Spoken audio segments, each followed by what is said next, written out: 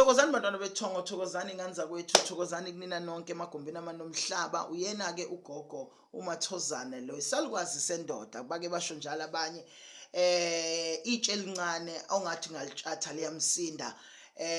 Yes, nganza kwethu siyakhuluma isimanga, sikhuluma into enhle, sikhuluma into ephilayo.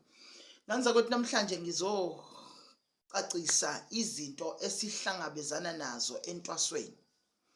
Mkhulu, ngingenile entwasweni kade ngiphupha angisaphuphi. Mkhulu, sengihlale entwasweni umnyaka u2 years inkomo abanginikezi. Mkhulu, inkamba ngiyazidla kodwa angiboni ushintsho empilweni yami. Now there are two types of people abangena ophahlweni. Umuntu oqala ongena ophahlweni umuntu ongena ophahlweni ngoba nakhe bizwe ithongo, bizwe idlozi ukuthi akahambe ayolungisa izinto zakhe ukuze kuqaqeke impilo yakhe.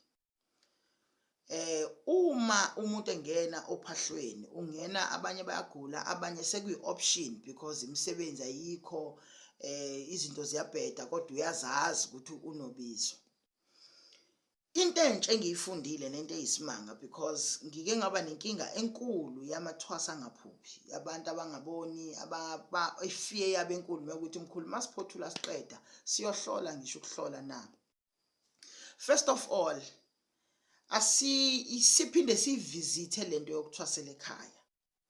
Ayikho 100% negative, but futhi ayikho 100% positive. La-ke manje mhlawumbe sengikhuluma noGobela ukuthi yes, siyazithatha iy'ngane sithi zizothwasa zizodla impande yesigodlo, kube kuhle.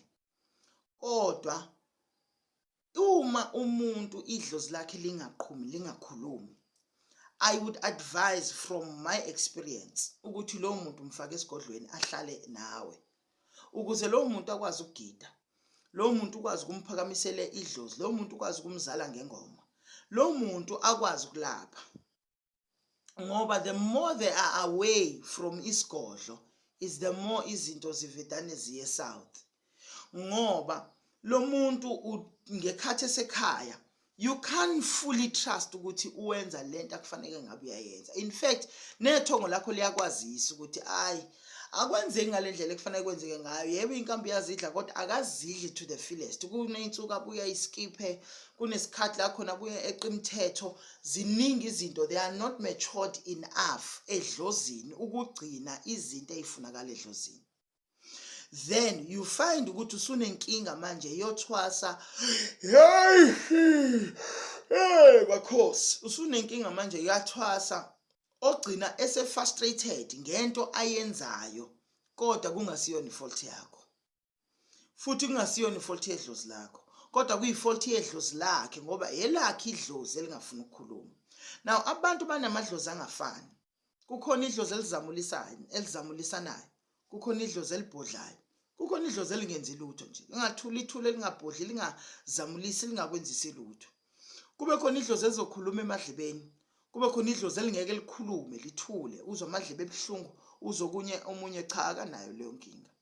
Kube khona idlozi eliphuphisa elithongisanayo, kube khona idlozi elingathongisi inhlobo. So ziningi izinto eziba khona ezidalwa ukungena ophahlweni ezama result ezinto ezenzeka kuthina. For an example, if ubhodla uthola ukuthi ungenile ophahlweni, before ungena ophahlweni mongabhodli kodwa ngoba usungaphakathi usuyabhodla. Ungenile ophahlweni kade uphupha kodwa ngoba usungaphakathi usaphuphi.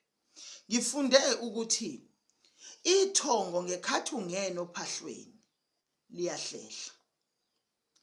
Ukhiye wempilo ekade ingistressa lento ingiphatha kabi, ngize ngiphahle ngicela imithi eyahlukene ngoba naba abantu bethi abaphuphi phela.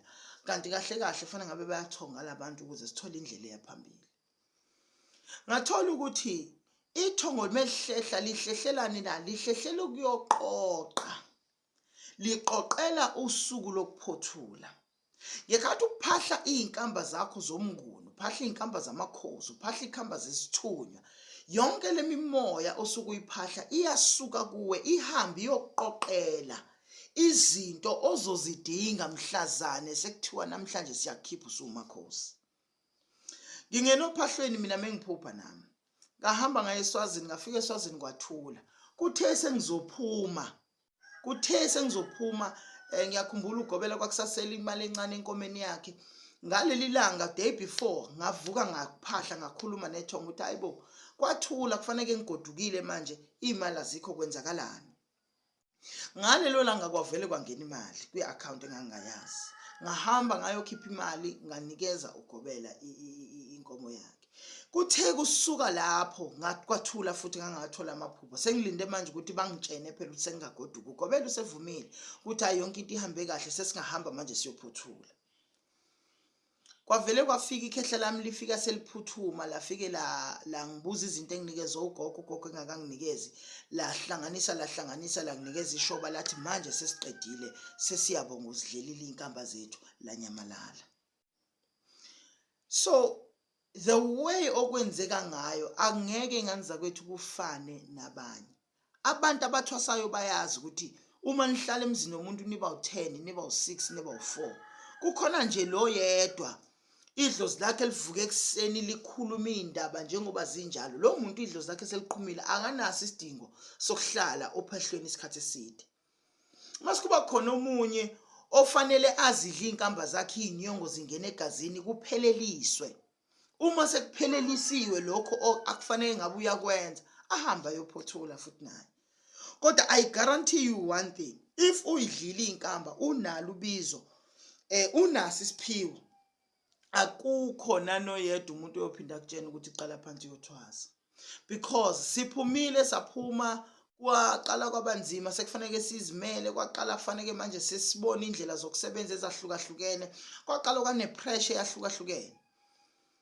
sahamba abantu ke manje sesiyohlola I remember ngahamba abantu ababili 2 people bafike bathi abantu hayi kuthiwa kufanele uqale phansi yothwasa kufanele uginqe inkomo ufanele khona ukhamba ufanele kulihle ngabuza ngathi luphi ukhamba banganginikeza lo munye wanginikeza umndiki umndawo nomnono sahamba sayimpophomeni sayohlambulula idlozi saqeda senza yonke into kwangenzeka lutho wanginikeza imithi ukuthi ngiyisebenzise kwangenzeka lutho ngiye kumuntu sengitshengiswa yithongo ukuthi hambe lapha yana ke manje mangiya kulo muntu engitshengiswe yithongo yena wafika wathi yonke into yakho yenziwa kahle yaphelela kodwa kukhona okuyinkinga ku1 no2 no3 zama ukulungisa lokho mase uyaqhubeka nansi imithi ozoyisebenzisa akuphelanga ngisho iviki umuntu waqala ithongo laqhuma kwasetshenzwa ngabuyela esimene kwakufanele ngabe ngikuso so lento engikutshena yona namhlanje ngikutshenelani na I am talking about my own experience and also trying